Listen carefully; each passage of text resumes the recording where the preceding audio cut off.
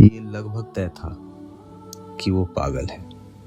उसका तार तार हुलिया, उलझे हुए बाल, गुस्सैल चेहरा उसकी पहचान तय करने के लिए काफी थे। लेकिन ये समझना मुश्किल था कि उसके साथ क्या हुआ है। वो नुक्कड़ पर उस दुकान के सामने खड़ी हो गई थी जहां सुबह सुबह आसपास की झोपड़ियों के गरीब बच्चे बहुराष्ट्रीय निगमों के चिप्स के पैकेट खरीदने आते हैं।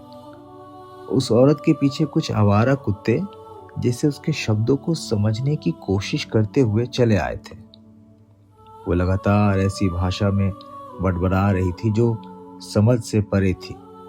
किसी ने कहा बंगाली लगती है, दूसरे ने कहा अरे नहीं मद्रास की तरफ की होगी, तभी तो समझ नहीं आ रही उसकी बात। एक ने कहा हिंदी वाली ही है लेकिन अपनी भाषा भूल गई है। किसी को उसमें पंजाबी के कुछ शब्द सुनाई दिए। ये जानना भी कठिन था उसे क्या चाहिए। वो चाय की तरफ इशारा करती, लेकिन जब हम उसे चाय देते तो वो बिस्किट की पैकेटों की ओर देखती, बिस्किट देने पर चिप्स के पैकेटों की ओर, चिप्स देने पर उसकी उंगली फिर चाय की तरफ चली जाती। इस तरह वो कई चीजों की ओर संकेत करती। सड़क, हवा, पेड़, आसमान की तरफ देखकर भी बोलती जाती। कभी लगता वो हवा में से कोई चीज खींचकर अपने भीतर ला रही है। कभी लगता जैसे उसने अपनी बातों के जवाब भी सुन लिए हों और बदले में वो कोई शाप दे रही हो। हम लोगों ने पूछा, ओ माँ, लगातार बोलोगी ही, कुछ कहोगी नहीं, तुम्हें क्या चाहिए?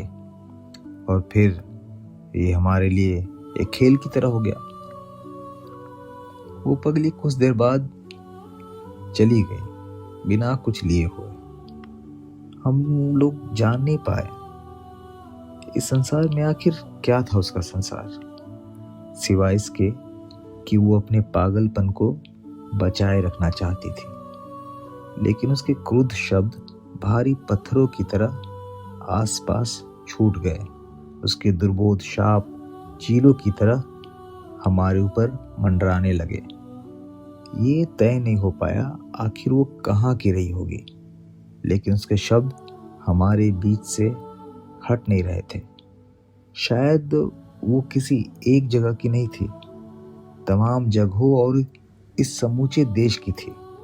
और उसकी वर्णमाला उन सारी भाषाओं के उन शब्दों से बनी थी जिनका इस्तेमाल पागल लोग करते हैं।